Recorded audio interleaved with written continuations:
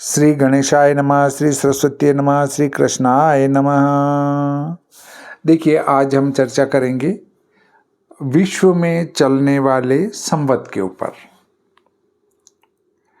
लगभग पूरे विश्व में मोटे रूप में और तो 200 देश हैं और उनमें अलग अलग संवत प्रचलित थे, हैं और आएंगे। परंतु अब स्थिति ये है कि जो हमारे अनुसंधान में हमें महत्वपूर्ण शक संवत सन की प्राप्ति हुई है उनको लिपिबद्ध किया है और प्रारंभिक ज्ञान खंड में आप उनको देख सकेंगे। वो पुस्तक चल रही है, हम साथ के साथ पुस्तक लिख भी रहे हैं और पढ़ाते भी जा रहे हैं। तो संवत के संबंध में हम आज चर्चा करेंगे संक्षिप्त में। विस्तार से आप चाहते हैं तो उसके लिए हमारी पुस्तक का आप अध्ययन कर सकेंगे। समय की अनंत यात्रा, भारतीय एवं वैश्विक संवत प्रणालियों का विश्लेषण। सृष्टि संवत, डीप टाइम। देखिए, संवत दो प्रकार के हैं। कल्पादितो गताब्दा अर्थात कल्प के आदि से संवत, और सृष्टि तो गताब्दा अर्थात सृष्टि के आरंभ से संवत। मतलब सृष्टि संवत और कल्प संवत, ये दो प्रकार के हैं। कल्प के आरंभ के कई वर्षों बाद वो हमारी पृथ्वी पर सृष्टि की उत्पत्ति हुई। तो जब से हमारा ब्रह्मा जी का सुबह हुआ और उस समय जो है हमारी सृष्टि वो कल्प प्रारंभ हुआ। कल्प प्रारंभ होने के कई समय बाद जो है फिर सृष्टि प्रारंभ हुई। तो सृष्टि का संवत भी है, उसका आपका कल्प का संवत भी है। तो ये दो संवत पंचांगों में लिखे जाते हैं। तो कल्पादितो गताब्दा का अर्थ है कल्प के आरंभ से अभी तक बीते हुए वर्ष, और सृष्टि तो गताब्दा का अर्थ है सृष्टि के आरंभ से अभी तक बीते हुए वर्ष। तो इन संवतों को पंचांगकर्ता अपने पंचांग में स्थान देते हैं। वैज्ञानिकों ने 4.5 अरब इसकी आयु बताई है पृथ्वी की, और हमारा जो सृष्टि संवत है वो 1,95,58,85,124 वर्ष है। आज भी संकल्प में प्रयोग में लेते हैं हम श्वेत वाराह कल्पे विवस्वत मंत्रे अष्टाविंशतमे कलयुगी कली प्रथम चरणे जम्बूद्वीपे भारतवर्षे भरतखंडे, ये जो हम उपयोग करते हैं। तो श्वेत वाराह कल्प चल रहा है अभी, उसका विवस्वत मनवंतर चल रहा है और उसमें 28वां कलयुग चल रहा है। युगों का गणित, महाकाल की गणना। देखिए, यहाँ पर कलयुग होता है 4,32,000 वर्ष का। इसका डबल होता है द्वापर, इसका 3 गुना होता है त्रेता युग, और इसका 4 गुना होता है सतयुग। इन चारों युगों को हम जब जोड़ते हैं तो इसका योग हो जाता है 43,20,000 वर्ष। एक चतुर्युगी 43,20,000 वर्ष की होती है, और इस चतुर्युगी को हम परिभाषित करते हैं 43,20,000 वर्ष से। और इसमें यदि हम 71 का गुणा कर दें, 43,20,000 वर्ष में हम 71 का गुणा कर दें तो एक मनवंतर हो जाता है। कलयुग संवत सबसे प्राचीन निरंतर कैलेंडर है। कलयुग संवत को प्राचीन कहते हैं। इनसे प्राचीन जो हमारे संवत हैं वो कल्पादितो कल्प संवत है और सृष्टि संवत है। और उसके बाद अगर कोई पुराना संवत है तो वो आपका कलयुग संवत हैं, जो ईस्वी सन से 3102 वर्ष पहले प्रारंभ हुआ था। वर्तमान ईस्वी सन में 3101 जोड़ दें तो कलयुग वर्ष हो जाता है। इससे प्राचीन हमारा कौन सा है? सृष्टि संवत। उससे प्राचीन है कल्प संवत। सप्तर्षि संवत 100 वर्ष का लौकिक चक्र होता है। ये क्षेत्र है कश्मीर और हिमालयी क्षेत्र। 3076 ईस्वी पूर्व चलता था। ये सिद्धांत यह मिलेनियम नहीं शताब्दी गिनता है। मतलब सप्तर्षि संवत जो है वो 1000 वर्षों में नहीं जाता है, वो 100 वर्ष के रूप में ही गिना जाता है। और इसका पूरा चक्र 27 नक्षत्र और एक नक्षत्र में 100 वर्ष, तो 2700 वर्ष का ये पूरा एक चक्र हो जाता है। भारत के 2 स्तंभ हैं, विक्रम और शक। मुख्य रूप से भारत में जो अभी प्रसिद्ध है वो शक संवत है और विक्रम संवत है। देखिए ये हमारे शास्त्रों में कौन सा संवत कब चलेगा इसका भी विधान पाया जाता है, वो मैं आगे आपको बताऊंगा। आगे हमारी स्लाइड में उसको भी लिखा गया है कि कलयुग में कौन कौन से शक संवत चलेंगे, इस पर विस्तार से दिया गया है।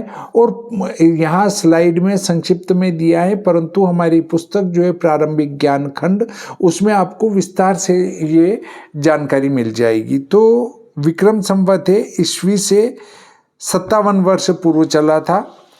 प्रतीक है सम्राट विक्रमादित्य की शकों पर विजय। प्रयोग है भारत का सबसे लोकप्रिय पंचांग, ईस्वी सन धन 57 बराबर विक्रम संवत। परंतु ये ईस्वी सन आपको कौन सा जोड़ना, मार्च से जो दिसंबर तक चलता है उस सन में 57 जोड़ना। शक संवत 78 ईस्वी। प्रतीक है सम्राट कनिष्क शालिवाहन। प्रयोग भारत का राष्ट्रीय कैलेंडर 1957 से। ईस्वी सन में से 78 घटा देंगे तो शक संवत आ जाएगा। राजवंशी गौरव संवत और साम्राज्य 248 ईस्वी से कलचुरी चेदी संवत चला। सबसे लंबे समय तक चलने वाला राजवंश संवत है ये। 319 ईस्वी से चला गुप्त संवत, स्वर्ण युग चंद्रगुप्त प्रथम है। 1674 ईस्वी राजशक छत्रपति शिवाजी महाराज स्वराज की घोषणा के समय से चलाया गया था। क्षेत्रीय अस्मिता विविधता में एकता। असम में अहोम लाकली 60 वर्ष का चक्र चीनी प्रभाव के कारण। मणिपुर में मेतेई कैलेंडर राजा मलियाफम पालचा के द्वारा चलाया गया था। त्रिपुराब्द है, बंगाल विजय की याद में इसको चलाया गया था। केरल कोल्लम संवत, परशुराम कोल्लम बंदरगाह से संबंधित है ये। पंथ और प्रशासन, धार्मिक एवं फसली संवत। धार्मिक संवत भी है, फसली संवत भी है। हिजरी 622 ईस्वी से चंद्रवर्ष सौर वर्ष से 11 दिन छोटा। अर्थात 11 दिन छोटा होने का अर्थ क्या हुआ कि लगभग 3 वर्षों में 1 माह कम होना, 33 दिन हो जाना, तो 30 और 3 दिन, तो 3 वर्ष में 1 माह का अंतर आ जाता है इसमें। नानक शाही कैलेंडर गुरु नानक देव जी के जन्म से वैज्ञानिक सौर कैलेंडर है ये।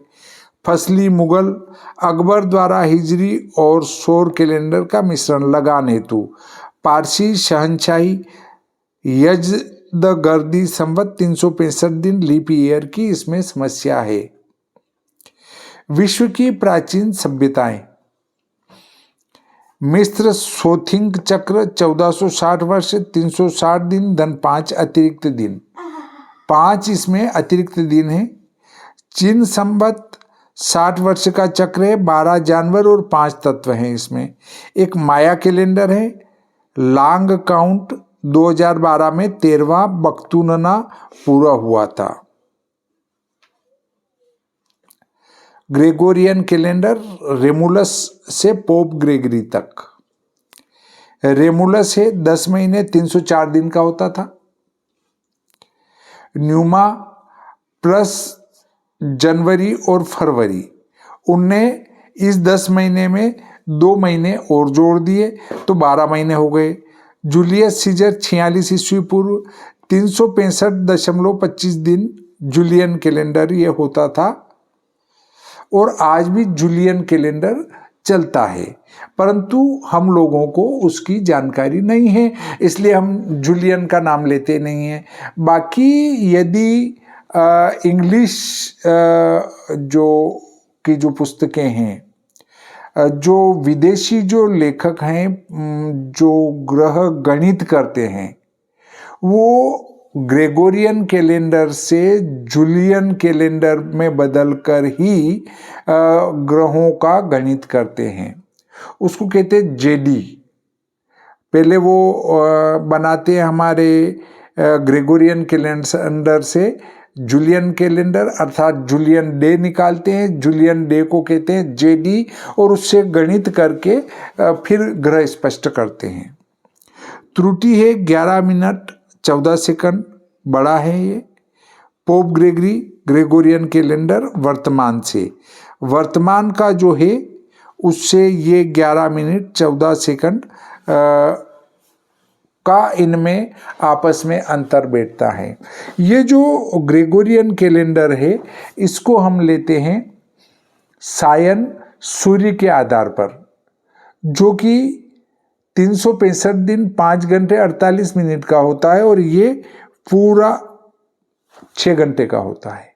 365 दिन 6 घंटे। ये सौर वर्ष का अर्थ है सायन सौर वर्ष। सायन सौर वर्ष, सायन सौर वर्ष है आपका वो 365 दिन 5 घंटे 48 मिनट और 46 सेकंड का है। और जूलियन जो है वो 365 दिन 6 घंटा पूरा है, जो कि यहाँ आपको दिखाया गया है 365.25।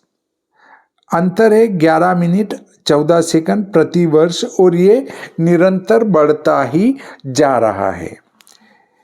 1582 तक ये अंतर 10 दिन हो गया था। समाधान पोप ग्रेगरी 5 अक्टूबर 1582 के बाद सीधा 15 अक्टूबर 1582 लाए थे वो। आधुनिक और वैज्ञानिक समय। यूनिक्स समय 1970, 1 जनवरी 1970 से बीते हुए सेकंड की गणना। होलोसिन कैलेंडर ईसा मसीह के बजाय मानव सभ्यता की शुरुआत से सूत्र ईस्वी सन 10,000 2024 बराबर 12,024 हो जाते हैं 10,000 जोड़ने से।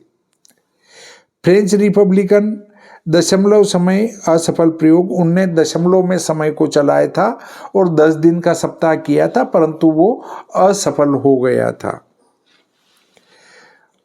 अब मैंने आपको बताया था कि भारत के अंदर कौन कौन से संवत चलेंगे, ये हमारे धर्मशास्त्रों में पूर्व से भविष्यवाणी की गई है।